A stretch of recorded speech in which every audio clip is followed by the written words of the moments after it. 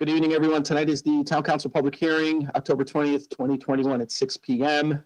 I will read the legal notice and then we will begin the public hearing. So legal notice, Town of Clinton, notice of public hearing, Blight Ordinance, Fire Marshal Fees Ordinance, Land Application Fees Ordinance, prohibiting cannabis establishments as land use, prohibiting cannabis on town property. Notice is hereby given that the Town Council of the Town of Clinton, Connecticut will hold a virtual public hearing via GoTo meeting on Wednesday, October 20th, 2021 at 6 p.m. to receive public comment on prohibiting cannabis establishments as land use, prohibiting cannabis on town property, Fire Marshal Fees Ordinance, and modifications to the Land Use Application Fees Ordinance and Blight Ordinance. You can join the meeting from your computer, tablet, or smartphone, or you can dial in using the phone. A full copy of the full ordinances are available on the town's website, www.clintonct.org, under the town manager's page. This was dated the 6th of October, 2021, Christopher Aniskowicz, Town Council, for publication in the New Haven Register. So before we begin this, if you're not speaking, if you can just go on mute so that it won't get any feedback while other people are talking, that would be great. I know everybody's really excited about a Zoom public hearing because they always go off so nice and smooth. So we'll deal with the problems as they come. Second of all, anybody who would like to speak, if you can just put your name in the chat box and then what you would like to discuss. Mary then will send me the names and then I'll call out as we go through the process. I know there's, obviously 5 things that we need to discuss tonight. Probably some more rather than others, but the easiest way would probably just to be putting your name in the chat and what you would like to discuss.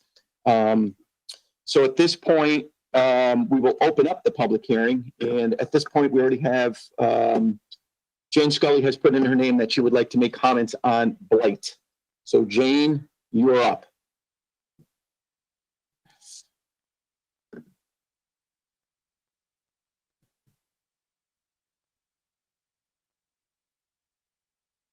Jane, can you hear?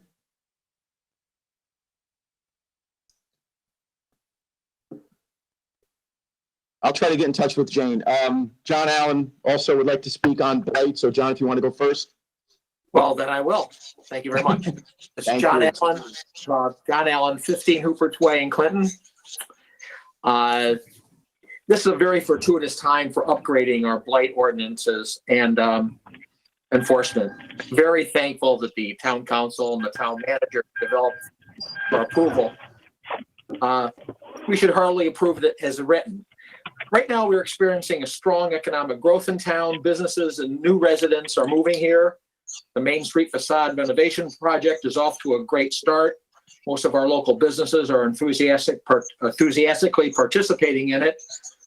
We also have a blight problem, and that works to negate our progress and counters all the time, money, and effort so many folks are contributing to make Clinton a better town. The physical appearance of a town is a powerful asset in attracting visitors, customers, residents, businesses, and investors. Likewise, blighted scenery has a huge repellent impact.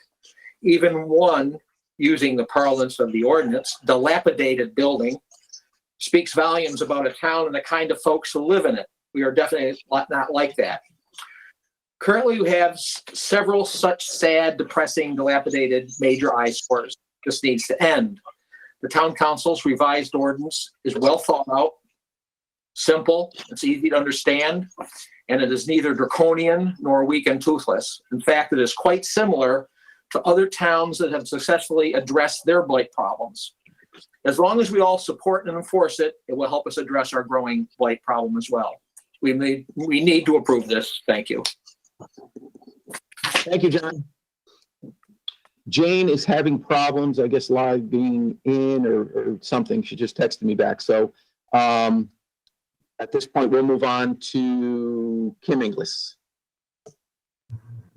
Hi, I'm going to read a letter that I had submitted in advance of this meeting. Dear Clinton Town Council members, hello, my name is Kimberly Inglis, and I've been a Clinton resident for 48 years and a member of Partners in Community for over a decade. I'm writing to voice my support of both proposed Clinton town ordinances, prohibit cannabis establishments in Clinton and prohibit use of cannabis on town property. Several Connecticut towns have already placed moratoriums on cannabis businesses or completely banned retail pot businesses.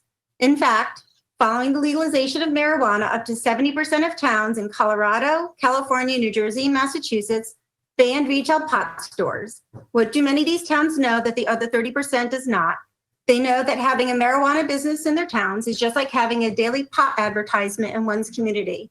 Any resident, family, and more importantly, our youth that walks, bikes, or drives by a retail pot store will be exposed to marijuana publicity. Allowing a cannabis business in our town would be no different than having a permanent marijuana billboard in our town that advertises the sale of THC products. Despite the state's ban on marijuana billboard advertisements, if no more than 20% of that billboard audience is under the age of 21, we'd have one 24/7 right here in our community, which sends a completely wrong message to our youth. If we want to attract young families to Clinton, having a pot shop in town could be a deterrent. Most of the Jersey Shore towns banned marijuana.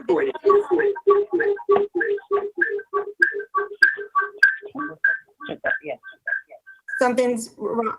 All right. Banned retail businesses to keep their communities and vacation spots family friendly. Our quaint, family-minded shoreline town should be following suit. What else might these towns and other states that banned marijuana businesses know? The perception of marijuana's harm is decreased over time due to the state legalization and commercialization of cannabis, causing more teenagers and young adults to consume pot products. We are sending the completely wrong message to our youth. And you might ask, how do we know this? Look at the following facts. According to the Rocky Mountain high-intensity drug trafficking areas, the legalization of marijuana in Colorado, the Impact Report, published last month, September of 2021, past marijuana use for children ages 12 and older in Colorado increased 26%, and it's 61% higher than the national average.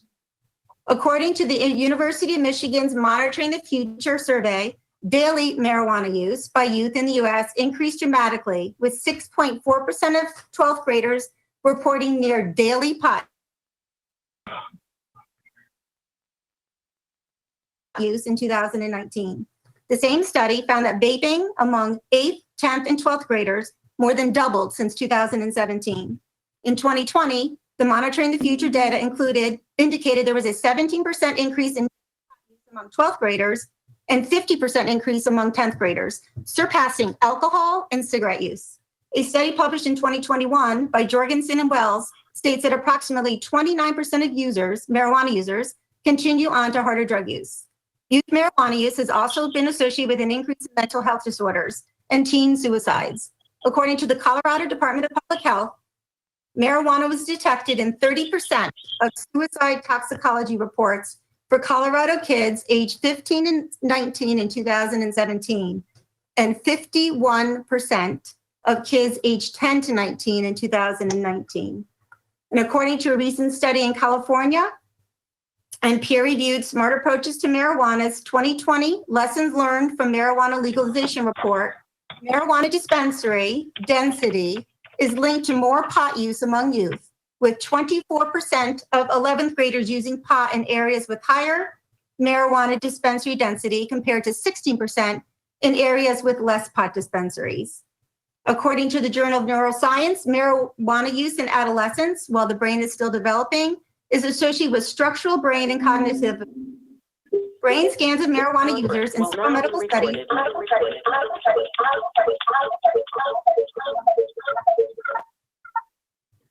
have demonstrated that regular use can cause long-term and adverse changes in the brain. According to Psychological Medicine in 2021, frequent weed use during one's adolescent years is also associated with a loss of an average IQ of 6 to 8 points during adulthood. These young users are also 4 times to 7 times more likely to develop a marijuana use disorder. Recreational marijuana legalization has led to a 25% increase in adolescent cannabis use disorder in legal marijuana states. And reports of young exposed to cannabis spiked after Washington legalized recreational pot. Poison control calls involving young children with unintentional marijuana exposure tripled in 5 years. In Colorado, youth cases of marijuana-related exposures increased 126% from 2013 to 2018. The bottom line, young brain is more vulnerable to addiction. Early use of marijuana increases the potential for developing substance use disorders. Clearly, based on statistics shared above, pot legalization and commercialization has had a negative impact on youth, and those outcomes will be felt for decades to come. In addition to that, there are also several more tragic and adverse outcomes associated with this normalization of cannabis use. According to the 2019 Rocky Mountain High Intensity Drug Trafficking Area Report and Washington Poison Control Center, calls to poison control centers went up by 112% in Colorado and 103.2% in Washington between 2013 and 2019. And according to the Colorado Department of Public Health, yearly marijuana hospitalizations increased 101% from 2015 to 2017. In Alaska, hospitalizations involving marijuana use increased 45%. Crime rates have also risen at a faster rate in legal pot states than those who have not legalized and commercialized marijuana. Colorado neighborhoods saw 84.8 more property crimes each year than those without a retail pot shop.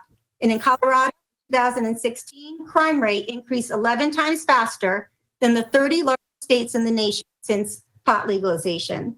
Traffic fatalities and impaired driving have also been impacted by the legalization and commercialization. According to the September RMHIDTA report, since marijuana was legalized in 2013, traffic deaths where drivers tested positive for marijuana increased 138%, while all Colorado traffic deaths increased only 29%. The percent of all Colorado traffic deaths involving drivers who tested positive for marijuana increased 11% in 2013 to 20% in 2020. My point in sharing all these disturbing trends and statistics is that Clinton should be prioritizing public health and safety over an addiction for profit industry. We should be inviting businesses that promote mental health and physical wellness into our community and doing everything we can to decrease pot use, prevent teen suicides, prevent more hospitalizations and calls to poison control centers, take action to keep our roads safe and reduce traffic accidents and fatalities, and reduce property crimes. I personally don't want our youth or our town to become part of any of these negative statistics and feel we have an obligation to do what our legislators failed to do, to protect our youth and make public health and safety a priority over businesses selling a product whose sole purpose recreationally is to get one high. Let's join the majority of those towns and other states that have done the right thing and weren't swayed only by the tax revenue, which, by the way, only represents one side of the balance sheet and not the overall legalization costs. Thank you for your time and consideration. Thank you, Kim. You're welcome. All right. Jane, are you on? Yes. Can you hear me? All right. You're on. Okay, I'm here to talk about the Blight Ordinance, which I think the new one is great, especially where it says promote public health, safety, welfare, and to preserve and protect property values. We have a horrible house at 88 Grove Street that has stuff hanging from the trees. The garage is packed with whatever. There's cars in the driveway. They pee in the front yard. They haven't had their septic pumped out in 8 years. But Kathy King has told me there's no reason to blight it because there's no garbage in the yard. I think, the things that they say as far as what's hanging around outside all I can say is I think the new Blight Ordinance goes pretty far. And I just am a strong proponent. Property values. Jerry Vies has tried to sell his house 3 times and they keep selling it over and over because of their neighbors. And just property values are a problem. And we have a nice street and we don't need that house. That's all I have to say. Thank you. Thank you. Thanks, Jane. Next up, we have Kelly Edwards. Hello, Kelly Edwards from 150 Nod Road. Following Kim, I have nothing to say. No, I'm kidding. Kim did an amazing job sharing a lot of important information, just lessons learned from other states and other towns that have already had several years worth of recreational legal cannabis. So The perspective that I just want to bring is through my job, I work with a lot of middle school and high schoolers in Clinton.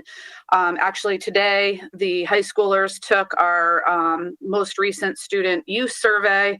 So pretty soon we're going to have data about how many kids are using cannabis and alcohol and such.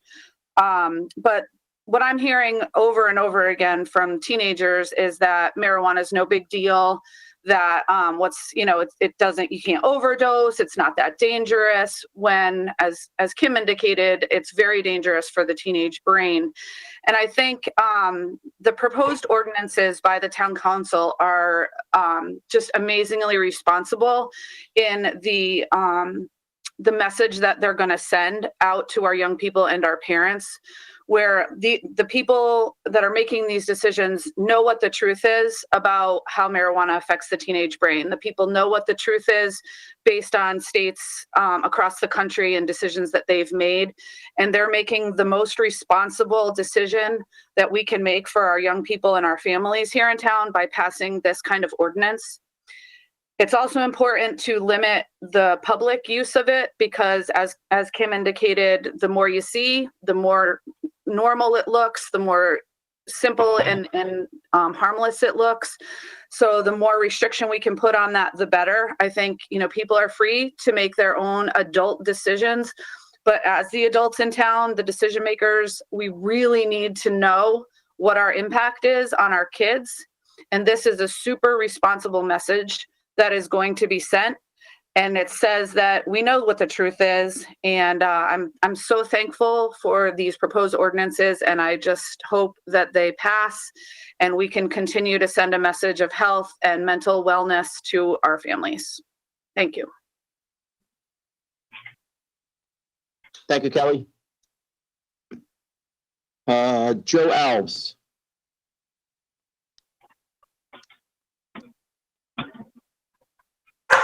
Good evening. I also support the banning of cannabis, the retail, the dispensary, the land use, etc. Several days ago, I happened to come across the Seattle Times on the internet. I don't know why I accessed it, but the headline was "Overwhelmed by illegal pot, Oregon County declares emergency." Jackson County Board of Commissioners said law enforcement officers and county and state regulators and code enforcers are overwhelmed and warned of an, quote, imminent threat to the public health and safety of our citizens from the illegal production of cannabis in our county. The Oregon Liquor and Cannabis Commission recently reported that 50% of registered hemp farms in the state are illegally growing marijuana with a THC content that is greater than legal limits. And of course, hemp growing is a burgeoning industry in our state. I've got a lot of bullet points. I don't have a lot of statistics, but I'm just going to rattle some of the thoughts that I had in preparing for this. Recently, I heard on WCBS radio out of New York that the head of the state police in New Jersey felt, quote, overwhelmed by the amount of young people smoking marijuana in New Jersey, and importune legislators to come up with some ordinances that would cover the youth that are smoking marijuana in New Jersey.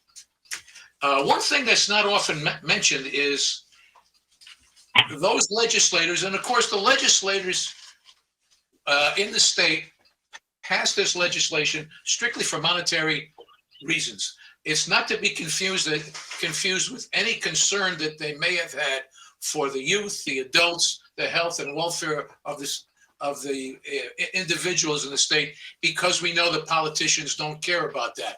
They're just interested in money. Of course, I'm not including the local politicians in that, of course.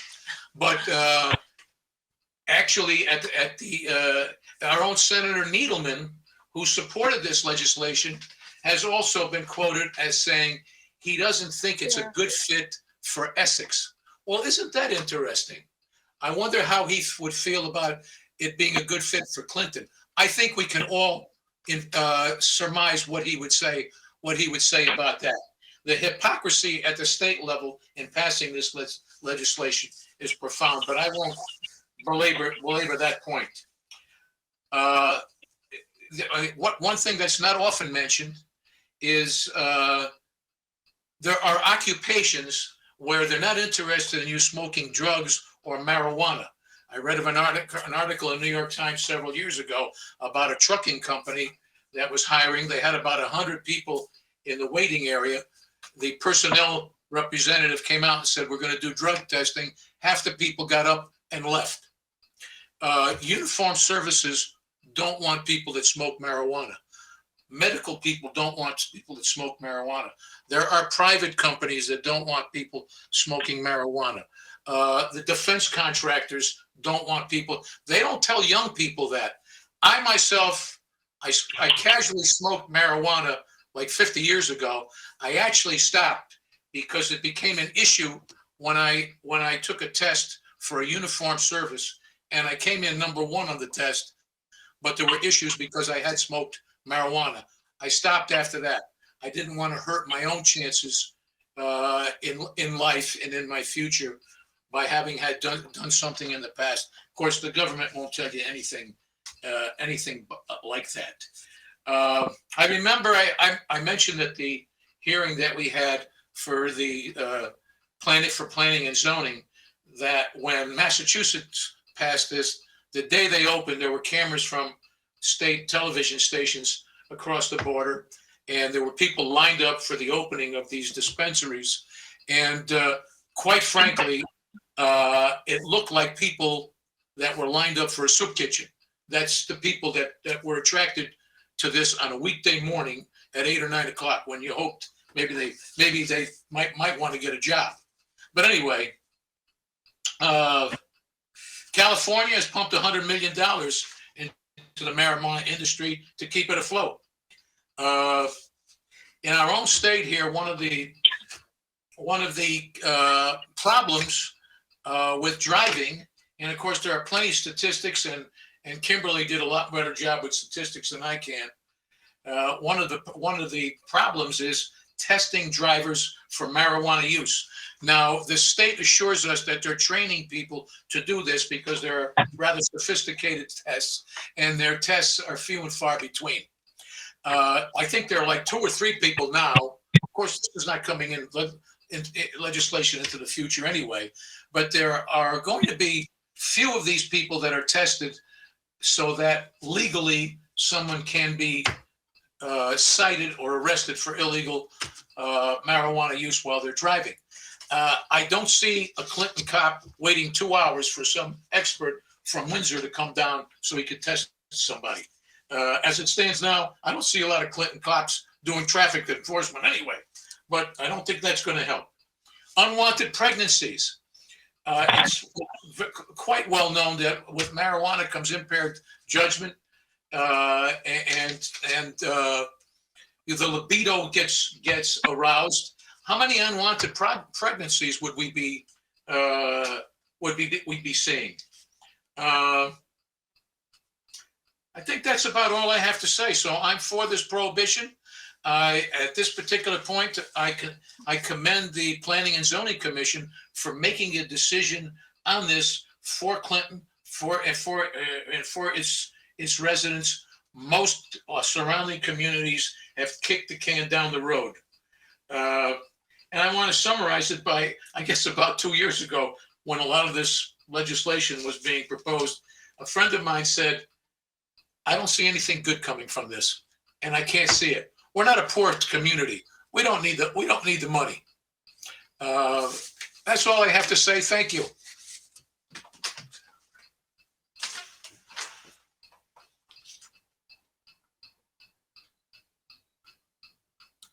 Thank you, Joe. Next up is Aaron. Go ahead. Hi, I'm Erin Gaudet, 32 James Vincent Drive. I've been toying going back and forth whether I should read the letter that I wrote to Planning and Zoning, or if I should just flat out say absolutely no marijuana at all in Clinton. So I think to kind of keep it short, most of the people that are on here were at the planning and zoning meeting and heard my letter. Basically, I had lost 2 siblings to addiction, and they both started with pot, and it progressively got worse. So for those that say that it's not a gateway drug, there's no addiction, you can't get addicted. I do not believe that at all because I lost 2 siblings. So I watched the addiction, I watched the death. It just can't happen in Clinton. We've lost so much. We need to just end it now and just ban it and just be done. Thank you. Thank you, Aaron. Shelby, you're up next. Thank you. So Shelby Allett at 33 Ben Merrill. I did not send in my comments, but I did also speak at the planning and zoning in opposition to such a business in town. So I am also really grateful that you guys are considering an ordinance to prohibit it. So, and I also think it's interesting that there's a blight ordinance on the agenda tonight, because I don't think that a marijuana related business aligns with the economic development of Clinton. And I don't think most people in Clinton would agree that it does. So I think one of the things I just want to comment on is that a lot of people will spout numbers about how the taxes will somehow benefit Clinton.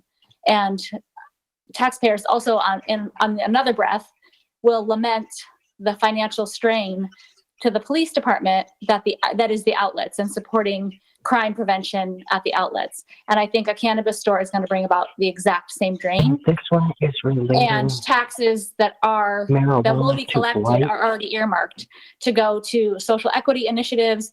They're going to go to prevention and recovery services funds and all kinds of other things. And it's not there. Clinton is not going to make millions of dollars by allowing it. So thank you very much.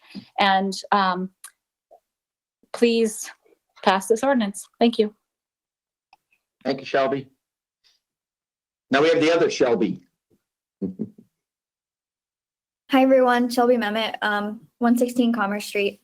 I want to just keep it really short. I want to echo all the things that Kim, Kelly, and Shelby and Aaron has said.